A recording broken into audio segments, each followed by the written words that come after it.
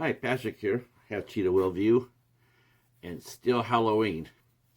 And despite I put up a movie up already this morning, I did have time to do one more. So this is day 18 out of 31. So again, yay me. So last night or early this morning, whatever you saw it, I watched and I reviewed A24's Hereditary, written and directed by Ari Aster. Tonight, on the NightWatch Zone, we are going to be talking about the movie I'm going to be talking about now, which is The Wind, Demons of the Prairie. So this is going to be my last movie of the month right here, and we'll be talking about going in depth into the movie. I thought I'd go ahead and do a review now, so you guys get an idea. Really like this movie. This is what I was talking about here, about when I was talking about Hereditary earlier, but I'll come back to that.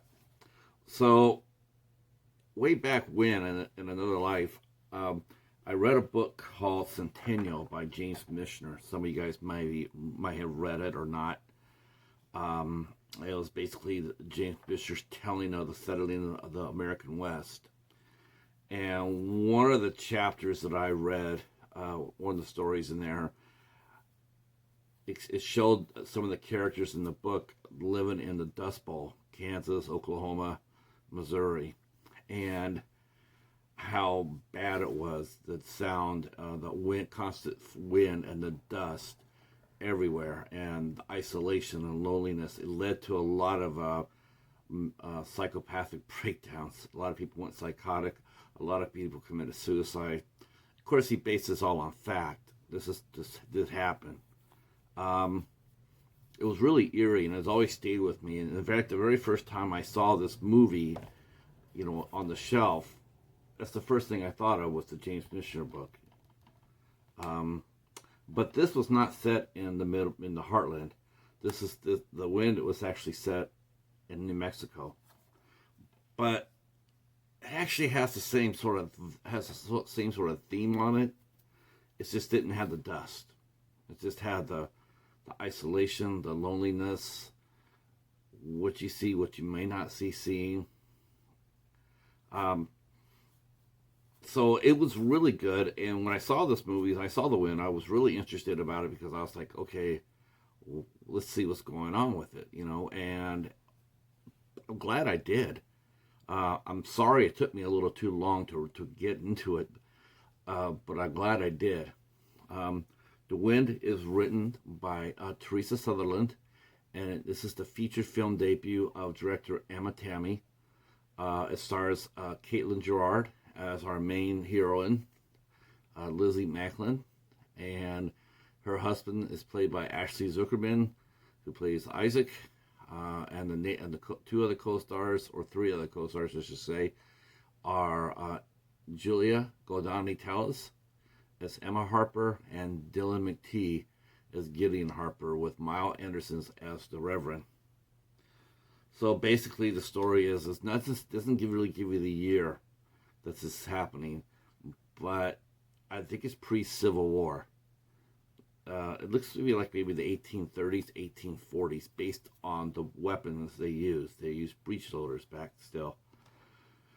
Breech. And so the weapons were sort of aged. They weren't. It didn't look like it was after the Civil War. It looked like the 1830s, 1840s. This young couple, Lizzie and Isaac, are living on a homestead for a while, and they're there. That's what they've been there. They've been married for 8 years. And when the movie opens, this is one thing about this movie. It's not linear. It's not. It doesn't go from point A to point B. It goes from point A to point F, point M, point Q, point B, point A. It takes you all over the place. It doesn't have a straightforward story. So you slowly see this unwinding. And as the movie opens, we see that this woman comes out, which is Lizzie. She's coming out carrying a stillborn child. And and the father, who's Gideon, wants his child, and he mourns it, and we see the inside of the house where it looked like Lizzie was trying to save the baby, but she never had a chance, because when you see the baby being buried, we see that, well, tragedy has happened. And this really starts the ball. And they start going backwards and forward into the story. You see how Lizzie and her husband, Isaac, came to be on this patch of land. They do become friends with the Harpers, and it goes back and forth. But Emma's young, and she enjoys flirting a little bit, which causes a lot of stress for Lizzie. She's a reader. Actually, both of them are readers. Isaac and Lizzie are both readers.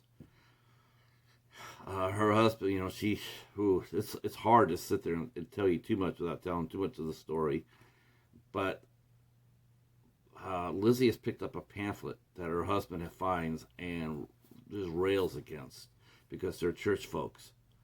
And he throws it away. And he's very calm for everything else with him and his wife, but that sort of thing really sets him off. He doesn't like it. When after Emma dies, yeah, I said it. I probably should have ruined it, but I did. After Emma dies, the two men take off for town, and Emma's left. Lizzie's left to her own devices. And this is where this movie really takes off. It's really interesting to see what's going on with her. We don't know by her actions if she's actually in battle with the entity. Is it all in her head? Is it a little bit of both? She's suffered a great deal. She's been terrified. She doesn't like really living out there anymore. While at first she's grateful for the neighbors, they're not really prepared for the settler life, for the pioneer life. So, they don't really want to have to take care of them, and it gets worse once Emma becomes pregnant, and Lizzie sort of resents that. And there's all sorts of slight spookiness that's going on too, and it starts getting more and more dark. It leads Lizzie to be paranoid. Her paranoia is devastating, and certain ways that you'll see. At the end of the movie, we still don't know anything. We don't know if Lizzie's actually fighting. Well, I mean, I guess we do. But do we? It's hard to say, because it looks really, really strong. It looks like there's an entity there, and then there's and even in the next scene, you're not entirely sure. But my feeling is there is. And there's a key character in there in the movie that really sort of tells the story. And if you're really eagle-eye about this, you will spot something that gives it away that this is a supernatural entity. And it's really clever, and it's real sharp. And I'll be talking about it more with on the show tonight, because I want to see if my crew, Coriander, Knight, and Ben, spotted the same thing I did. Because I do think that is a key to this movie. What I liked about this is what I liked about this movie tremendously. I love the fact that it hits the ground running. Now, this is a slow burn movie. There's not a lot of action or anything else like that, but it is moving from the minute it hits the screen. It's not taking an hour like Hereditary did, which is one of the reasons why it sort of doomed Hereditary, because Hereditary just stood there. You could be a slow burn psychological film all you want, but you gotta at least move the story. You gotta move it. You just can't sit, especially for an hour. People lose interest. They lose patience. That's just how it is. This was moving from the minute that that it hit the ground. I thought Emma Tammy did a sensational job for our first feature film, and this is again one of the IFC Midnight's biggest strengths as a company. When they pick up these movies to distribute, is they believe in first-time directors and a lot of first-time women directors, which is awesome because there are a lot of seriously talented ladies behind the lenses out there.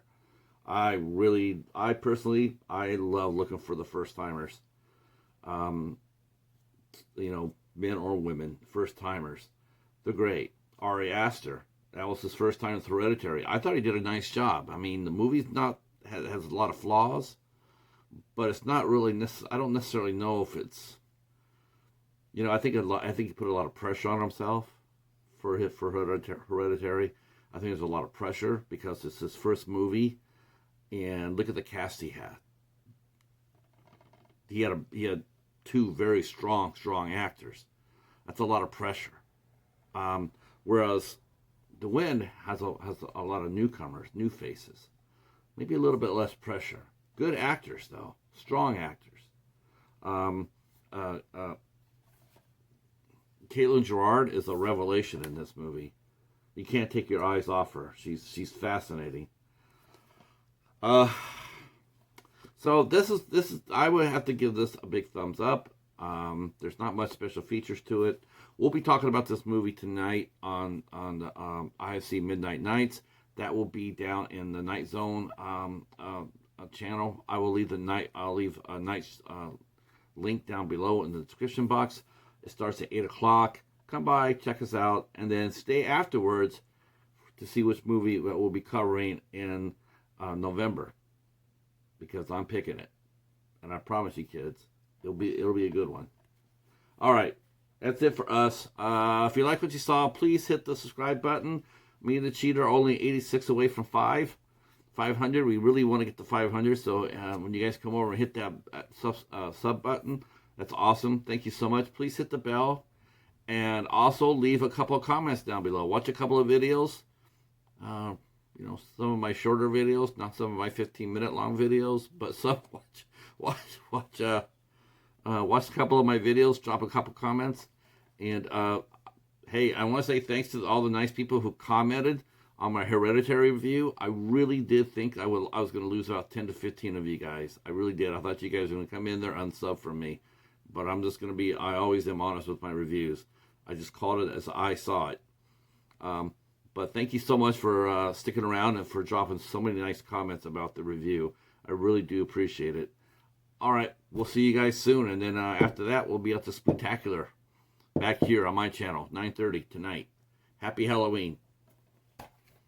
Peace.